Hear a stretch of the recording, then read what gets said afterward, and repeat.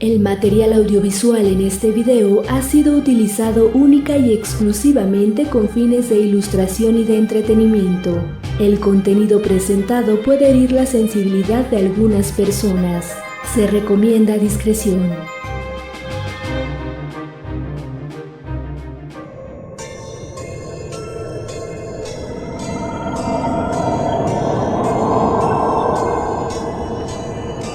Claude of Harlequin. Curiosidades y documentales.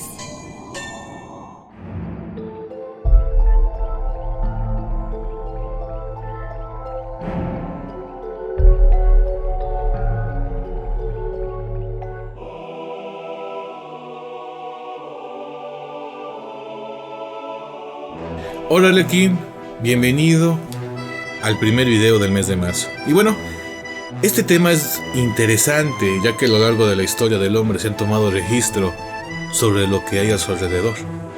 Hechos que no se pueden entender.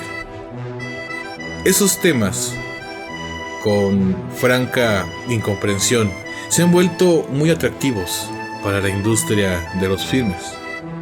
Te presento historias de terror reales que llegaron al cine. Vamos con la primera película. Esta es El Ente, estrenada en el año de 1982. Una sorprendente película. La protagonista, la actriz Barbara Hershey, que interpreta a una californiana acosada por un supuesto espíritu que llega a violarla. Por su dureza y su espectacularidad, en pocas semanas esta película se convierte en un éxito mundial. La génesis de este caso nos remonta a mediados de la década de los 70 y nos sitúa en una casa de clase media estadounidense en donde vive Carla Morana, una joven madre de familia que acababa de enviudar. Sus hijos apenas son unos adolescentes. Viven en San Diego, intentando salir adelante. Una batalla diaria que se complica cuando en la vivienda empiezan a ocurrir sucesos extraños, objetos que se mueven, pasos espectrales y extraños ruidos. Pero la presencia invisible va más allá. Carla la nota y siente tanto que incluso piensa que la toca. Fue el comienzo de una terrible pesadilla que alcanzó cuotas insospechadas, cuando en una ocasión sintió como una mano invisible la atrapaba, la empujaba contra la cama. Acto seguido, siente cómo es violada. Este caso se ha vuelto muy famoso y aún produce dudas entre los investigadores de lo paranormal. En este momento, te dejaré una tarjeta donde podrás enterarte a detalle de este caso que expuse en un video anterior. Seguimos con el siguiente film, Annabelle. Todo mundo conoce a esta muñeca poseída, gracias a la película El Conjuro, y a la suya propia, Annabelle. Y aunque la historia es sombría, es de las más interesantes en el tema. En 1970, una mujer le regaló a su hija, Donna, estudiante de enfermería, y que compartía habitación con otra joven, Angie, una muñeca de la marca Raggedy Ann. Contenta con el regalo, lo primero que Donna hace es dejar la muñeca sobre su cama como adorno. Sin embargo, a los pocos días empiezan a suceder extraños fenómenos. Aunque en un principio sospechan que era una broma de algún estudiante que se escondía en su habitación para asustarlas, deciden ignorar los sucesos hasta que estos van en aumento, por lo que acaban pidiendo los servicios de una medium que les informa que dentro de la muñeca se aloja el espíritu de una niña llamada Annabelle Higgins. Sin embargo, la situación no parece terminar. Las estudiantes escuchan ruidos desde su habitación, pero nadie se encuentra ahí, por lo que deciden contactar con un cura, el cual deja el caso en dos parapsicólogos, Ed y Lorraine Warren. Les comenta que no existe tal Annabelle, sino que dentro de la muñeca mora un espíritu maligno que pretende poseer a Donna tras haberle dado permiso para entrar en su vida. Finalmente optan por deshacerse de la muñeca y los Warren regresan a su casa, donde disponen de un museo, por carreteras secundarias para evitar posibles accidentes a causa del poder maligno que provocaba que el motor de su coche llegara a fallar. Pero aún así, se vivieron hechos sumamente aterradores. A continuación, te dejo una tarjeta a un video que realicé tocando todos los detalles de este tema, y sabrás incluso que el burlarse de un ente maligno te puede llevar a la muerte. Y ya que estamos tocando el tema de los Warren, seguimos con el siguiente film, El Conjuro. La película del 2013, El Conjuro, se basó en una investigación de los Warren sobre el caso de la familia Perron y su casa de campo embrujada. Los Warren afirmaron que su investigación del caso, conocido como Perron Haunted Family, fue la investigación más extensa, convincente y perturbadora e impactante de sus carreras. Roger Perron y su esposa Caroline y sus 5 hijas, Andrea, Nancy, Christine, Cindy y April, sufrieron durante 10 años la tortura de unos espíritus que ocupaban su casa de campo. En el intento de que sus hijos tuvieran una vida más relajada en el campo, Roger y Caroline Perron compraron la casa de sus sueños en invierno de 1970. Una antigua hacienda, la Hacienda Arnold, tenía unas 81 hectáreas de terreno y contaba con una de las plantaciones originales en un área explorada por el colono John Smith en 1680. Una preciosa y encantadora casa de campo de 10 habitaciones que fue construida en 1736 sobre un terreno con mucho espacio donde 5 niñas podían correr y jugar. Nancy y Christine Perron compartían habitación, Cindy y April otra, y Andrea tenía una habitación para ella sola, excepto en la noche en la que sus hermanas venían arrastrándose hasta su cama temblando y llorando de miedo. La familia Perron notó que algo iba mal con el lugar desde el primer día en el que se instalaron en su hermosa casa. Más tarde se enteraron de que un total de 8 generaciones de la familia habían vivido y muerto en la antigua Hacienda Arnold. Entre otros residentes estaba el señor John Arnold, quien a sus 93 años se suicidó colgándose de las vigas del establo. Además, muchas otras vidas terminaron en la hacienda, como ahorcamientos y envenenamientos. La violación y el asesinato impune de una niña de 11 años, Prudence Arnold. 2 ahogamientos en el riachuelo situado en las proximidades de la construcción, y 4 hombres que sospechosamente murieron ahorcados en esas tierras. No pasó mucho tiempo para que los Perron entendieran por qué el vendedor anterior les aconsejó, el día que se mudaron a la casa, que dejaran las luces encendidas durante la noche. En un principio, los fantasmas o espíritus demoníacos, como los Warren creían, eran inofensivos, descritos como opacos o poco sustanciosos en sus apariencias. Había numerosos espíritus habitando en aquella vieja casa. Uno de estos fantasmas tenía un olor peculiar a flores, mientras que otro era tan amable que les daba un beso de buenas noches a las niñas en sus camas todas las noches.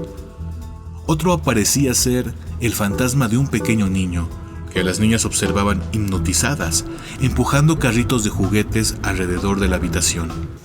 Otro parecía ser el fantasma de un pequeño niño, que las niñas observaban hipnotizadas, empujando carritos de juguete alrededor de toda la habitación. Una aparición de fantasma femenino era una presencia bienvenida en la casa. Los Perron siempre escucharon el bullicio de alguien que estaba barriendo en la cocina. Cuando entraban en ella, encontraban que una escoba había sido movida de su lugar a un lugar diferente, con un pequeño montón de tierra recién barrido en el centro del piso, esperando a ser depositado en el cesto de basura. Manny era otro espíritu que las niñas Perron adoraban.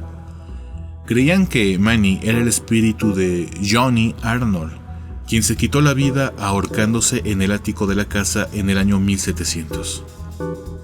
Manny solía aparecer frente a las niñas, muchas veces de pie, observando en silencio sus actividades diarias, manteniendo una sonrisa irónica en su rostro. Parecía disfrutar de los juegos infantiles. Si las niñas llegaban a hacer contacto visual con Manny, este se iba repentinamente. Además de todas estas identidades, los Perron aseguraron muchos fenómenos extraños e inexplicables.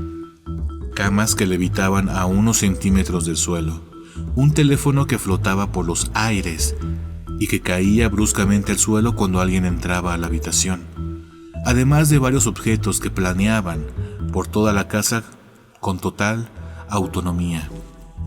Frecuentemente las sillas eran retiradas dejando a los invitados desprevenidos tirados en el suelo, y no era nada raro que las fotografías cayeran de las paredes. Alguna vez, los Perron llegaron a informar haber visto sangre de color anaranjado que goteaba de una pared y se disolvía de la nada. Pero no todos los visitantes eran entidades bienvenidas. Algunas de estas pellizcaban las piernas y olían los cabellos de las niñas en medio de la noche.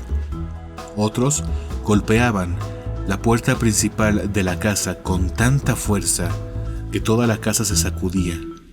Algunas puertas se cerraban solas, mientras que otras eran imposibles de cerrar, sin importar la fuerza que se aplicara sobre estas.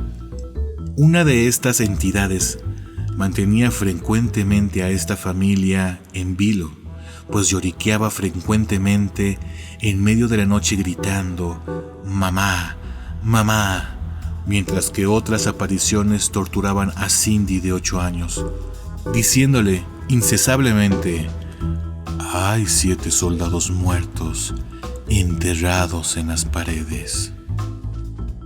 Los Perron también recuerdan a un pequeño y apacible espíritu que parecía tener unos 4 años. Vaga por la casa gritando, llamando a su madre. Uno de estos espíritus fue tan agresivo con la familia Perron que nunca revelaron hasta hace poco lo que hacía con ellos. Andrea, quien escribió un libro sobre sus experiencias en la casa, dio a entender que este espíritu innombrable pudo haber abusado de alguna de las niñas. Cuando se le preguntó sobre el espíritu durante la entrevista, ella evitó la pregunta diciéndole al reportero, digamos que había un espíritu masculino muy malo en una casa con 5 niñas. El fantasma más espeluznante que habitaba la casa tenía como objetivo principal a la señora Perron, conocida como Bathsheba. La entidad era probablemente la fantasma de Bathsheba Sherman, quien según las malas lenguas fue una bruja que practicaba el satanismo y que vivió allí, en la casa a inicios del siglo XIX, donde se suicidó ahorcándose en un árbol detrás del granero. Los Perron no eran una familia creyente, y esta debilidad en la fe fue tomada en cuenta como un factor primordial para la naturaleza violenta y activa de Bathsheba hacia la familia Perron. Esta teoría se vio reforzada cuando se supo que el único morador previo de la casa que nunca reportó ninguna actividad paranormal era un pastor de la iglesia local. Lorraine Warren explicó por qué esto era importante. Dice así: uno solo tiene su fe como protección. Yo siempre tengo fe. Dios me protege y me permite hacer esto. En aquel momento en particular, los Perron no tenían ninguna religión, y eso fue muy peligroso. Bathsheba fue una criatura despreciable y repugnante. Describieron su rostro como una colmena de abejas deshidratada, cubierta de telarañas y sin rasgos humanos apreciables, a excepto de los gusanos que se arrastraban a través de las grietas de las arrugas de su piel y de su cara. Su cabeza redonda y grisácea estaba inclinada a un lado, como si su cuello hubiese sido roto, y un hedor llenaba la habitación cuando ella se hacía presente.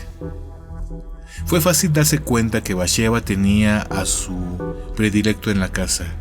Ella torturaba a Caroline mientras acechaba al señor Perron. Cuando el hombre estaba en casa, los aparatos se rompían con frecuencia.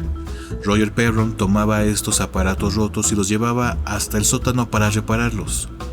Mientras estaba allí, a menudo sentía a Bathsheba tocándolo, acariciando su cuello y pasando sus manos sobre su espalda.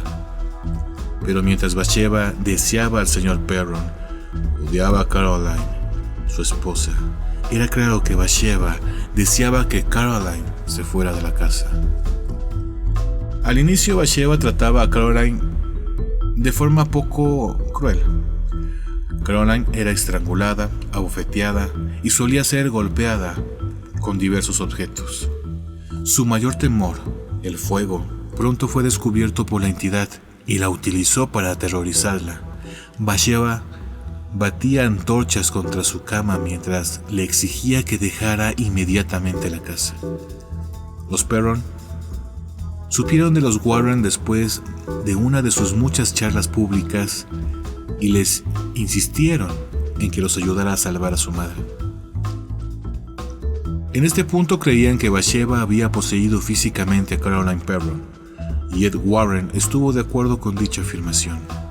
La hija, Andrea, recordó la noche en la que se produjo el exorcismo. Esto fue lo que dijo: la noche en que pensé que vería a mi madre morir fue la noche más terrible de todas. Ella habló con una voz que nunca había escuchado antes y con una fuerza que no es de este mundo. Saltó a 6 metros de distancia hacia otra habitación. Desafortunadamente, la verdadera historia de la familia Perron terminó de forma muy distinta a la retratada en la película El Conjuro.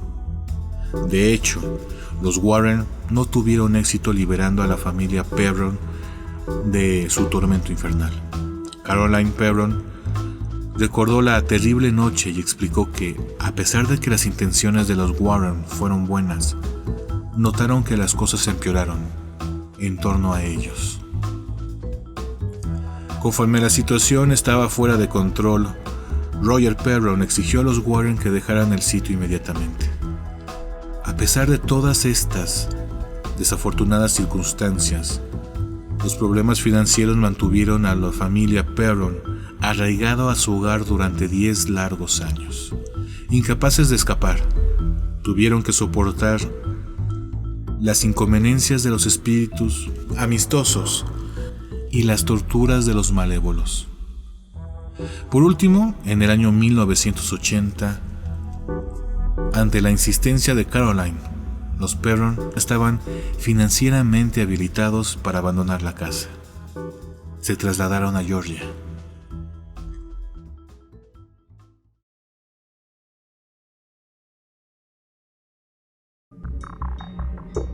Sin duda, las películas deben de tener un final feliz, pero hubiese sido mucho más interesante tener un final alterno, donde las cosas no salen muy bien. Dime, Arlequín, ¿tú qué opinas de esta historia que tal vez no conocías muy bien? Y para terminar, vamos con un film que tal vez no se hizo muy exitoso, pero que en su génesis muestra un tema muy aterrador. Esta es la película del exorcismo de Emily Rose.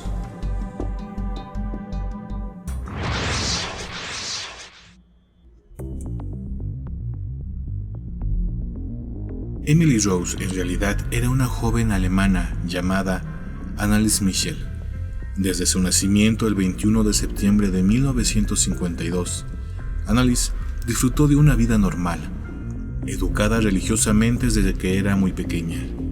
Sin advertencia, su vida cambió un día de 1968, cuando empezó a temblar y se dio cuenta de que no tenía control sobre su propio cuerpo.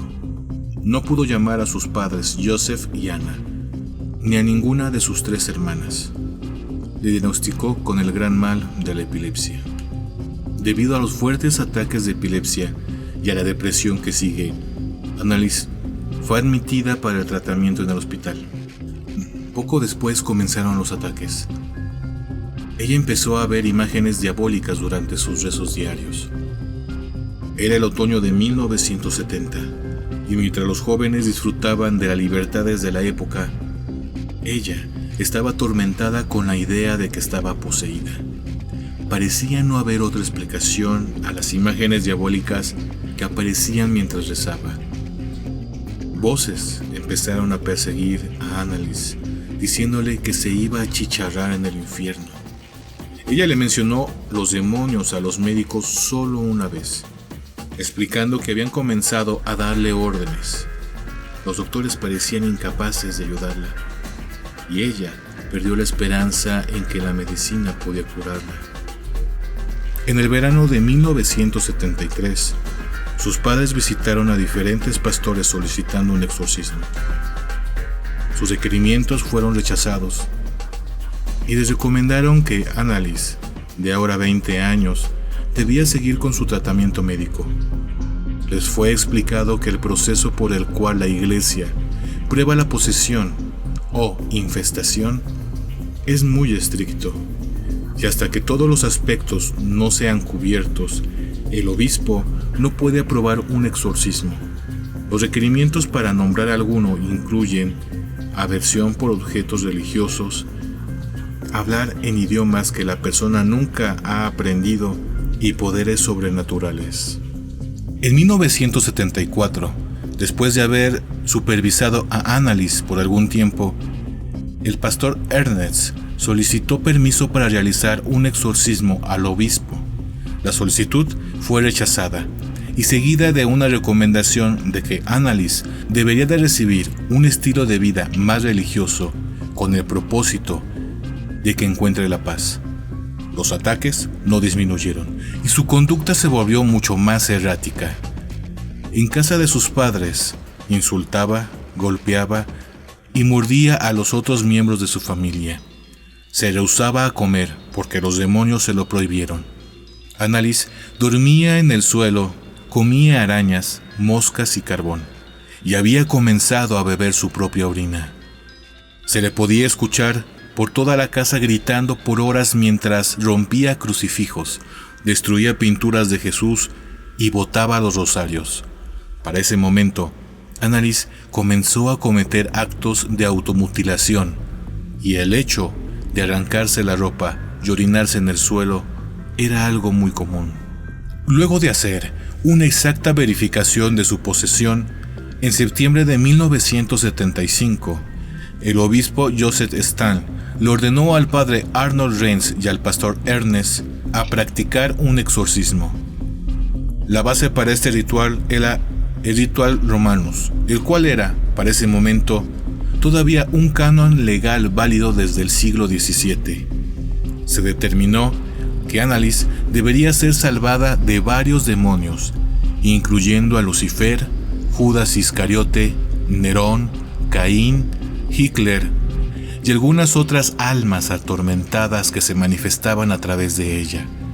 Entre septiembre de 1975 hasta julio de 1976, se le practicaron 1 a 2 sesiones de exorcismo por semana. Los ataques de Annalise eran tan fuertes que debería ser sostenida por 3 hombres e incluso hubo que anestesiarla. Durante ese tiempo, ella regresó a una vida hasta cierto punto normal. Tomó exámenes finales de la academia pedagógica e iba a la iglesia. Los ataques, sin embargo, no pararon. De hecho, se le paralizaba el cuerpo y caía inconsciente poco después. El exorcismo continuó por muchos meses más, siempre con la misma oración y conjuro. A veces, estaba presente en los rituales miembros de la familia y visitantes, como por ejemplo un matrimonio que alegaba haber descubierto a Annalise. Por varias semanas, Annalise se rehusó a comer y sus rodillas se rompieron por las 600 flexiones que hacía obsesivamente durante cada sesión. Se hicieron más de 40 grabaciones durante el proceso con el propósito de preservar a detalle. El último día del rito de exorcismo fue el 30 de junio de 1976 y para este punto Anneliese sufría de neumonía. También estaba completamente delgada y tenía una fiebre muy alta. Exhausta físicamente, incapacitada para hacer las flexiones por su cuenta, sus padres la paraban y la ayudaban con los movimientos. Lo último que le dijo Anneliese a su exorcista fue: rueguen por el perdón. Y a su madre le dijo: mamá, tengo miedo.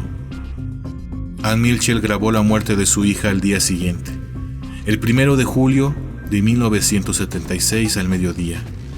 El pastor Erners informó a las autoridades y el fiscal general comenzó una investigación inmediatamente. Poco tiempo después que se conocieran estos fatales eventos, la película El Exorcista se estrenó en los cines de Alemania, llevando una ola de histeria paranormal que infectó todo el país. Psiquiatras en toda Europa reportaron un incremento de ideas obsesivas en sus pacientes. A los fiscales les tomó más de 2 años para acusar a los exorcistas. Debería ser decidido sobre 2 preguntas: ¿qué causó la muerte de Anneliese Michel? ¿Y quién era el responsable? De acuerdo a la evidencia forense, Anneliese murió de hambre. Los especialistas demandaron que si los acusados la hubieran forzado a comer una semana antes de su muerte, Anneliese podría haberse salvado. Una hermana declaró que Anneliese no debería ir a un instituto mental porque la podían sedar y obligar a comer. Los exorcistas trataron de probar la presencia de demonios poniendo las grabaciones de los extraños diálogos, como uno en el que 2 demonios discutían cuál de ellos iba a dejar el cuerpo de Anneliese primero. Uno de los demonios se hizo llamar a sí mismo Hitler y hablaba con un acento extranjero. Hitler nació en Austria. Ninguno de los presentes durante el exorcismo tuvo la más pequeña duda de la auténtica presencia de estos demonios. Los psiquiatras a quienes se les había ordenado testificar hablaron de la doctrina inducción. Ellos decían que los sacerdotes le habían dado a Anneliese el contenido de sus conductas psicóticas, por lo tanto, según ellos, ella llegó a aceptar su conducta como una forma de posesión demoníaca. También declararon que el desarrollo sexual inestable de Anneliese junto a su diagnosticada epilepsia habían influenciado en la psicosis. El veredicto fue considerado por mucho menos riguroso de lo que se esperaba. Los padres de Anneliese, al igual que los exorcistas, fueron encontrados culpables de asesinato por negligencia y omitir dar primeros auxilios. Fueron sentenciados a 6 meses de cárcel y libertad condicional. El veredicto incluía la opción de la corte de que los acusados debían ayudarla, haciéndose cargo del tratamiento médico que la chica necesitaba. Sin embargo, por usar prácticas supersticiosas, habían empeorado la gravedad de la condición de Anneliese. Una comisión de la Conferencia Episcopal Alemana después declaró que Anneliese Michel realmente no estaba poseída. Sin embargo, esto no impidió a los creyentes a continuar con la lucha de Anneliese, ya que muchos creían en su posesión. El cuerpo de Anneliese no encontró paz incluso después de la muerte. Su cadáver fue exhumado 11 años y medio luego de ser enterrada, solo para confirmar si se había descompuesto y si había sido bajo las condiciones normales. En la actualidad, su tumba permanece como un lugar de peregrinaje para rezar el rosario por aquellos que creen que Anneliese Michel luchó valientemente contra el demonio. Y bueno, Arlequín, estos casos son sorprendentes y sobre todo en ocasiones no tienen mucho que ver con lo que vemos en el cine, pero no dejan de ser interesantes el tocar aquellas historias trágicas que inspiraron estos hechos. Y bueno, esto ha sido todo por ahora. Soy Clow. Nos veremos en los sueños. Nos veremos en el próximo video. ¿Te gustó este video? Si es así, dale un pulgar arriba y compártelo con tus amigos. Agrega Cloud of Harlequin en tus redes sociales, Facebook, Twitter, Google+. Los links están en la descripción del video. Y si quieres mandarle algún tema interesante o sorprendente, puedes ponerte en contacto directo con él en el siguiente correo: contacto_cloud@cloudofharlequin.com. Y claro, deja tu comentario. Esto fue Cloud of Harlequin y te esperamos en el próximo video.